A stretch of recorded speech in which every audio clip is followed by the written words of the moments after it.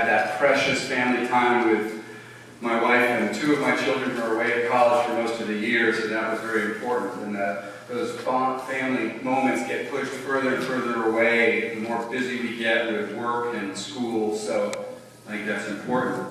It was particularly important because I was thinking a lot about this talk today. I was thinking about the fact that our system of justice currently ignores, to a degree, relationships between those who are incarcerated and the families that they love and who love them. Some call ethical humanism a religion of relationships. Whether you use that term or not, I think most of our members agree that we should nurture relationships that bring out the best in each and every one of us. And this really should be a part, I believe, of preventing crime and nurturing rehabilitation of criminals. Now, of course, criminal activity, especially violent crime, devastates human relationships. It corrodes trusts, it ends lives, it breaks hearts. So I want to offer a moment of silence now for the many innocent men and women and children, maybe some of you here, who have suffered due to violent crime. So we can just have another moment of silence with those individuals in mind.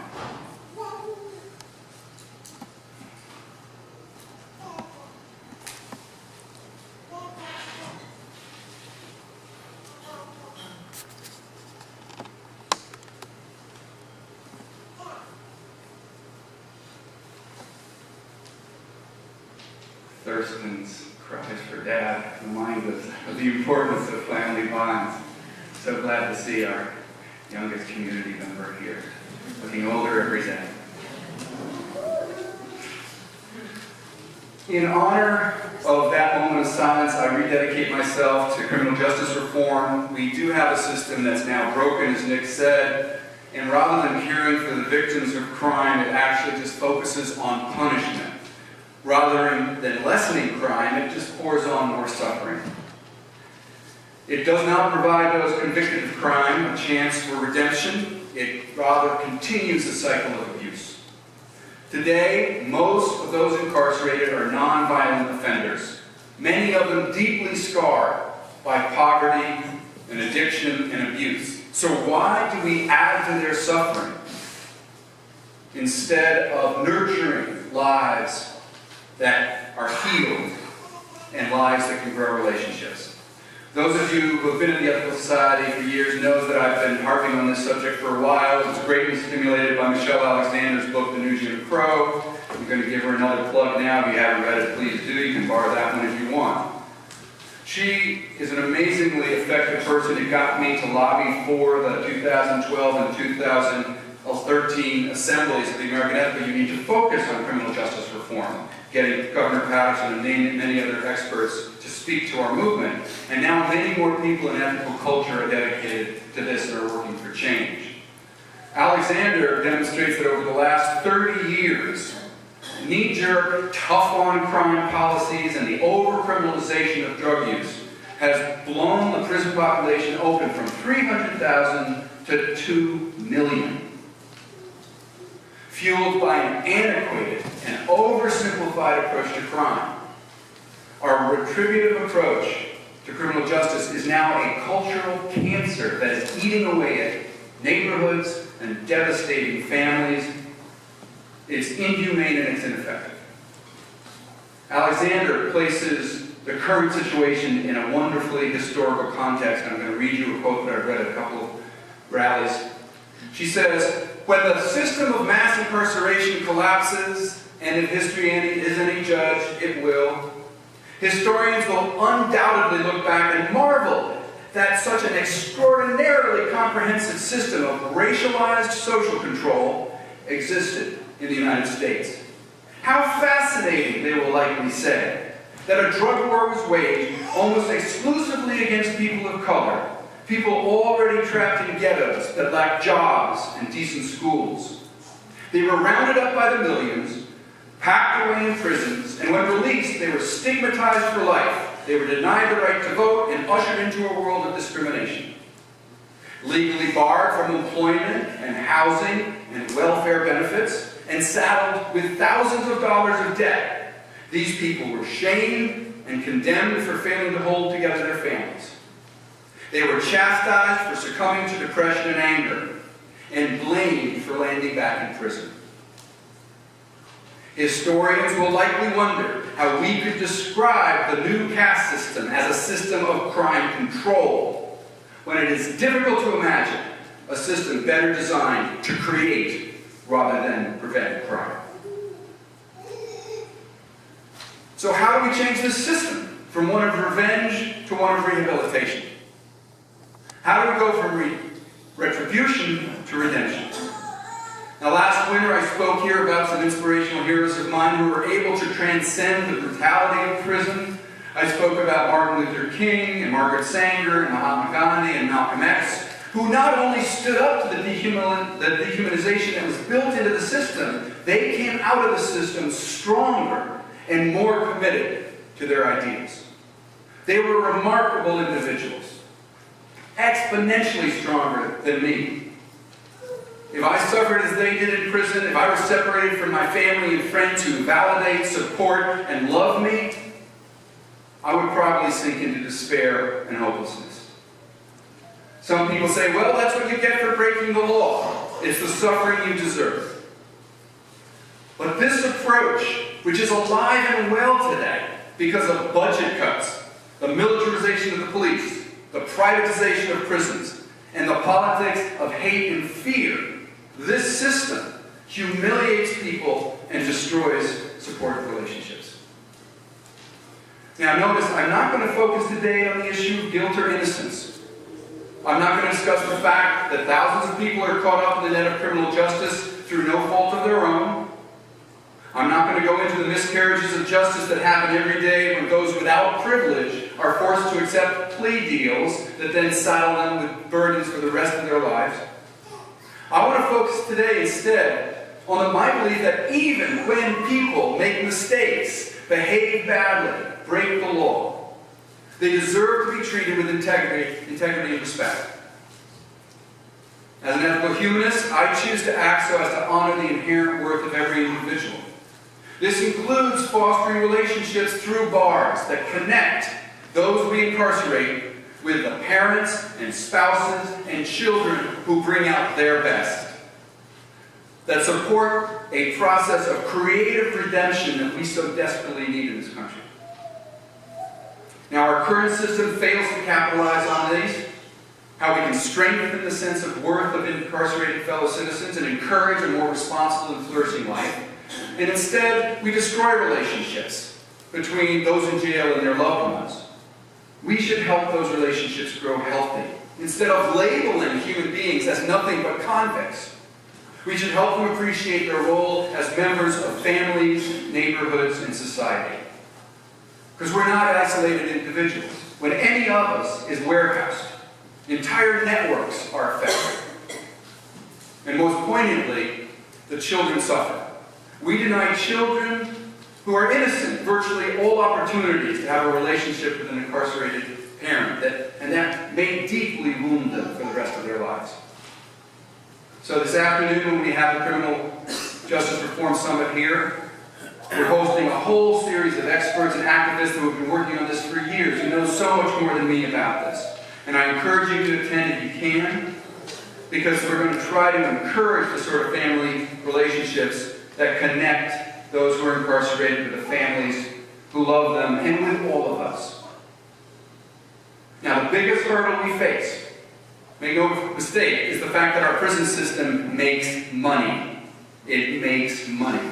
We have a prison industrial complex. It's a complicated web of economic incentives and interests based on treating people like commodities. Our taxes have built a system funneling poor people into human warehouses despite better alternatives. And since it's the taxpayer, that's me and you, right? The taxpayer foots the bill for this unless the taxpayer demands more economical and humane and effective ways of dealing with the situation. We'll continue to have policies that care more about profits than people. So this is our responsibility. We pour resources in the prison industry while schools go broke. In Burning Down the House, this is a book by Ernest Drucker, who spoke at the assembly. He estimates that we spend 8 times the amount on somebody we incarcerate than we do spend on their school, a teenager. It costs about $10,000 a year to teach a kid in school. It costs $88,000 to incarcerate them. Some people call this approach the war on children. Now, when the war on drugs was started a couple of decades ago, people were well aware of the political benefits of talking tough on crime, but we didn't appreciate how it was going to hurt our children. Bernstein documents in a book that we didn't appreciate that our criminal justice system has treated juveniles like commodities for 100 years. We looked at crime, especially among teenagers, as the inevitable result of misbehaving youth. And we responded with harsher penalties rather than with a loving approach. Police arrest nearly 2 million teenagers today. Most of them are nonviolent offenders. Some demographers estimate that by the age of 23, soon 1 out of 3 kids at the age of 23 will have been incarcerated sometime in their lives. 1 out of 3. So one reason we're holding the summit here today is because Professor Ann Thompson spoke here. How many heard her speak last spring? She spoke here and her talk was called The Moral and Ethical Cost of Mass Incarceration. She explained the political motives behind the tough on crime politics, such as back in the 60s when politicians urged the police to go onto school campuses as a response to civil rights protests. That begins this process of policing our kids. The Huffington Post had a quote by Professor Thompson that offers us more insight into this war on children. It talks about an 11-year-old named Jordan Brown. Maybe some of you read about him in the newspapers in Philly. He was being tried a few years ago at 11 years old for the killing death of his stepmother. Now, given the fact that the U.S. is one of only 2 nations in the whole world that have not ratified the UN Convention on the Rights of the Child, there was little to prevent Pennsylvania from putting him on trial as an adult, an 11-year-old. And it took years of court battles to get him taken out of the system and tried as a kid. Thompson says that this tendency has earned our nation the, quote, dubious distinction of having more kids serving a life sentence without any chance of parole than any other nation in the world. And she points out there's overwhelming data that most of these children lifers were first victims of violence or abuse. So add to that the disproportionate effect on race and class, and you see that poor children of color are more vulnerable to the devastating impact of our criminal justice system. And that violates our country's stated commitment to equality before the law. One author, Bernstein, that I quoted before, said that racism, quote, drives the criminal justice system at every level, from legislation to policing to sentencing to conditions of confinement and the enforcement of parole. He claims that black teenagers are 5 times more likely to be caught up and arrested. So why are anybody in this country surprised when Michael Brown is shot on the streets of Ferguson and people explode in anger? So, even for children who are not themselves arrested, they're still harmed by our system when a mother or father is incarcerated. They suffer collateral damage. This is captured by a 16-year-old Leonel who wrote the following poem I want to read to you. Is it really just my father who does the crime? No, it's me too. Although he's locked away, I'm locked away too. Not behind bars, but from the relationship we used to have. At night I sit in my house that now feels like a prison and think about the times we used to share or how much time there is before we can share another time. That truly hurts me, but there's nothing I can do unless we do our time. So I ask you, who really does the time? Most of us have been able to pay little attention to the impact of mass incarceration on our children. Only recently have studies really been able to actually show that the young and the blameless are deeply harmed in many ways. Some of them are the following. First, there's a stigma attached to kids who has a parent in jail. Many of them say vaguely, oh, my parent's away, or they're in the military, or they died, figuring that by the time their parents release, they'll figure out a way to cover up the lies. Experts point out that children who lose a parent to prison also suffer changes in family structure, greater incidences of abuse or neglect, a higher rate of academic failure, decreased financial support, and the long-term effects include a lack of respect for authority, family, and police. They have less mature ways of coping with stress and a higher likelihood to end up in, quote, intergenerational patterns of criminal behavior. So why are we surprised?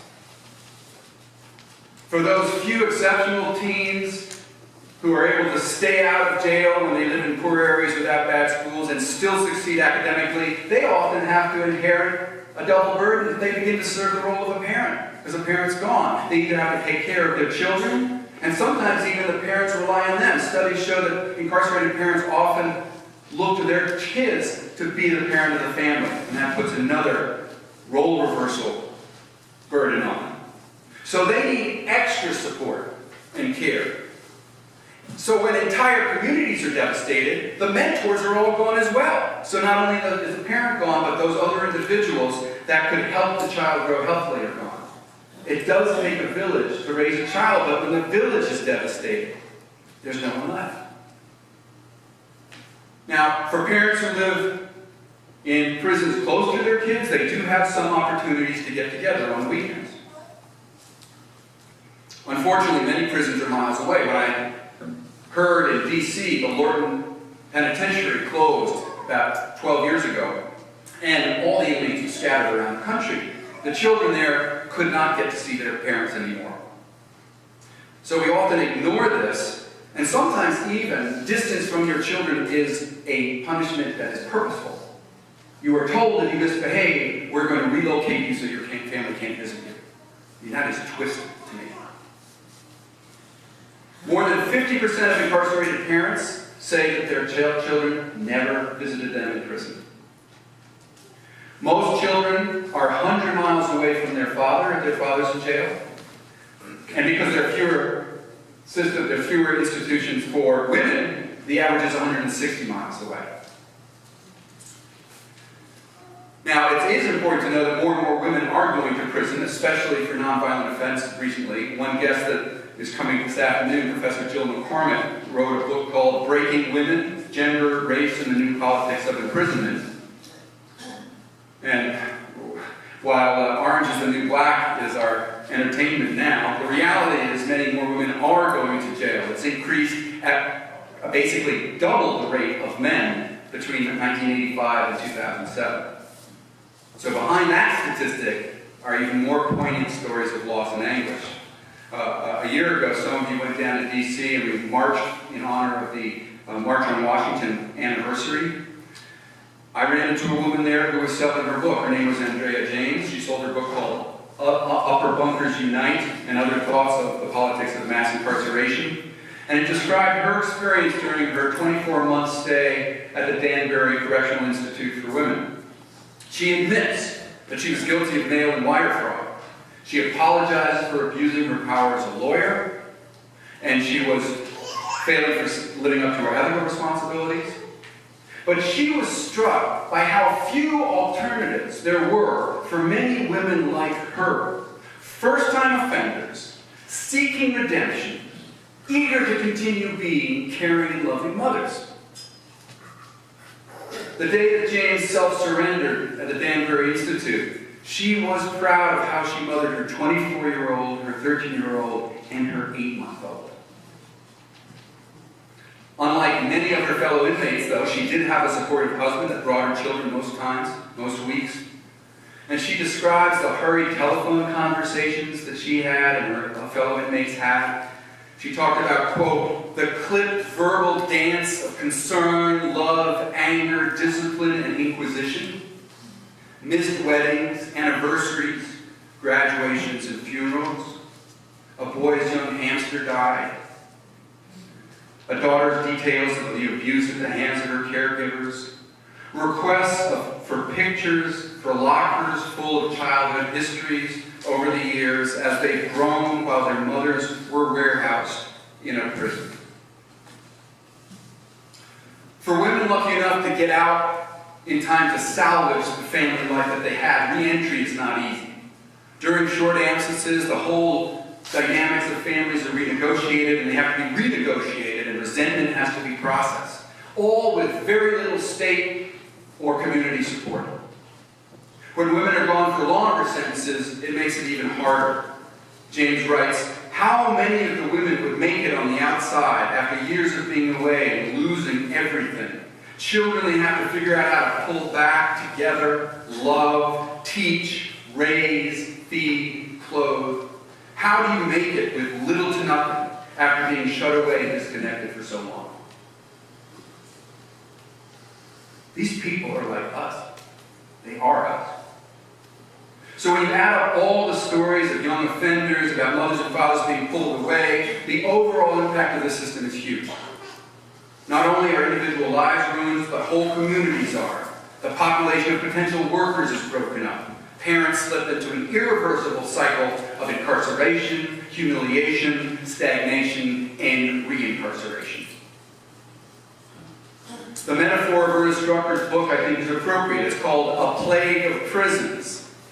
And it emphasizes the point by analyzing criminal justice from the point of view of epidemiology and public health. Drucker sees the parallels to an epidemic out of control because the very epidemic destabilizes the systems that allow you to cure the disease. By destroying neighborhoods family by family, it makes it harder to attack the root causes of crime. One of the leading medical journals in the world, The Lancet, reviewed Drucker's book and said that it hoped that, quote, it could help shame the U.S. public into demanding remedial action. I'm not too optimistic. We seem averse to creative solutions, to taking chances. We're scared to try to embrace new and even loving approaches to crime. Justice Anthony Kennedy in 2003 said, a people confident in their laws and institutions should not be ashamed of mercy. According to the New York Times, since that speech, requests for the commutation of sentences by prisoners has increased. But lenient parole boards and executive clemency are very hard to find because they don't make good politics. They won't get you reelected. They're just the right thing to do. So, for the remainder of today, I want to focus on some criminal justice programs that emphasize discerning compassion and mercy rather than punishment. I hope this will give us a little bit of an up mood. Sorry to bring it down. But so many of these programs are full of love and redemption, and the people that are involved with them inspire me deeply because they nurture our potential for goodness. Because presently we see crime as the result of bad people who deserve to suffer. Young people who make mistakes but don't have the privilege of protection, of wealth and lawyers, suffer the most severe consequences for acting out. And they learn to see themselves only as criminals. They wear this label for decades. And if they're lucky enough to get out, it usually earns them a trip right back. So we need to use other alternatives, things like probation, home detention with monitoring, forms of restorative justice, community intervention, community service, mandatory drug treatment combined with life skill courses or anger management courses. And all of these are radically different. They're there, but they're radically different than the heart of our current system. They treat people more like human beings than like savages or commodities. And they allow for something that we all need, and that is hope. Hope. Speak to people who are incarcerated. Hopelessness is one of the darkest things they face. There's one particular organization that uses that word that is a few blocks from my house. I was over there just on Thursday evening, called Hope House. It was started by Carol Fennelly after the Lorton Institution closed and moved moved all their inmates away, 8,000 of them scattered around the country. And what she wanted to do was offer the children a chance to reconnect to their fathers. It offered programs that tried to raise the public level of awareness about this issue, but also to let kids feel some connection, so that when the kid grows up, he'll have a father, and when the father gets out, should they get out, he'll have a better reason to stay out of prison. I met Carol first at Edinburgh School, where I taught for 2 decades, where she was bringing books. One of her programs was they brought books which parents and students could sponsor, and then Carol, they'd pay for them, and then Carol would send them to the prisons and record the prisoners reading the stories. And then they'd send the recordings of the stories in the books back to the child. This gulf between the father and the child would then be narrowed one bedtime story at a time. A few years later, Carol offered another program called the Father-to-Child Camp Behind Bars, a revolutionary program in North Carolina and Maryland. She brought kids, and there's a short video about it on the Today Show. If you email me, I'll give you the link. It's very moving. But what it does is it brings kids into the prison grounds and gives them a camp week with their dads, sharing art and music and creative writing and games and sports. At one of the facilities in Maryland, the North Branch Institute, Javon Harris and his son Sean shared concern and advice and just fun. Now, Javon is currently serving a life sentence, but he relishes this week with his son. Rachel Foley, who was a Hope House counselor, appreciates that for most children, they yearn to connect with their parents, even though they're incarcerated. It means a lot to them to know that their parent can still parent, even from behind bars. Rachel, the counselor, said this: anytime you can take a man that says the world says is lost, is useless, is wasteful, and put him in front of a child who says that he's just my father, and see that man's face change from the nothing that the prison makes him believe he is to the father that he knows he is, there's something so amazing about that. Transformation. We have a system that humiliates as a matter of course, but it's so important that Devin had something to believe in beyond himself. He said, I love Sean more than I love me. Another inmate, Bill, and his son Jason is described on the website of Hope House. I'll just read the story that they wrote. When grown men cry, it always gets to us. We just can't help it, especially when the dads are crying over their kids, and especially when they're supposed to be bad dudes in prison. At the end of each day of our 2003 camp, Bill sat in the corner and cried as his 10-year-old son Jason walked out the door. Bill went to prison when his son was 11 months old. That was the last time Jason saw him until we brought his son to spend a week with his dad in prison. Our first meeting with Bill left an indelible mark on us. Bill was the most ragged prisoner we had ever seen. He had long gray hair, a beard down to his waist, and no teeth. He was bitter and wanted to bury himself in the prison. He had nothing to look forward to. Meeting his son face to face changed all that. He cut off his hair, put in his teeth, and we saw a transformed individual by the end of camp.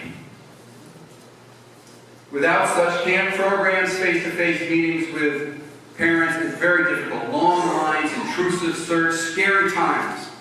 Recently, Hope House has been offering televisiting services, a great alternative. One of the major hurdles to connecting families with inmates is the incredible cost of a phone call.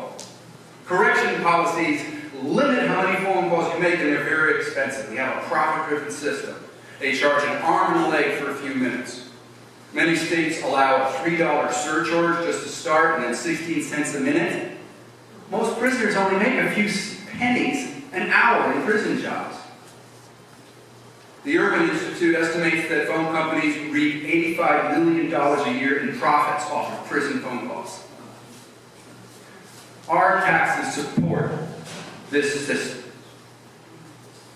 There is technology through the internet and get us around those fees, and the New York Ethical Society, Dr. Phyllis Harrison Ross is finding a way to do that. They have an incredible system. She's been working with a number of people like Dr. Frank Brigliano of the Social Service Board, Brooklyn Public Libraries, the Brooklyn House of Detention, and the Manhattan Detention Complex.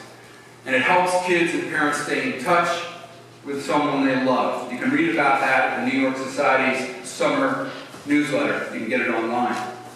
I'm just beginning conversations with John D. Harrell, who will be here this afternoon. He's the founder of the Center for Returning Citizens, to try to start a televisiting center here in Philadelphia that I hope some of you might be willing to help out on. Because I think that the communication and the love and the rehabilitation that we need could be found there.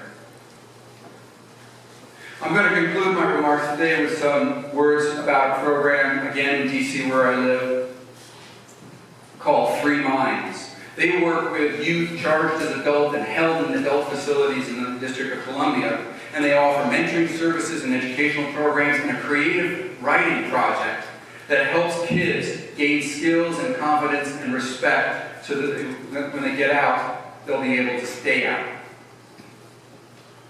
There was a young man, very young man, who was also a father, who wrote the following poem called Daddy's a Man Now. Daddy's a man now. I can't explain how bad I feel inside, waking up in a cell, sometimes Daddy cries. And that don't make your father any less of a man. I love you with all my heart, and when you get older, you will understand. That your father made a lot of wrong choices. I think I'm going crazy because I keep hearing you and your mom's voices. Saying, baby, stay strong. Daddy, please don't be away long. I get mad when I hear the pain in your mother's voice on the phone. It brings a tear to my eyes because I left you in the world alone. I told my baby's moms I'm ready to make a change. For my daughter, I'm a man up and turn my back on the street game. Plus, I must say your mother's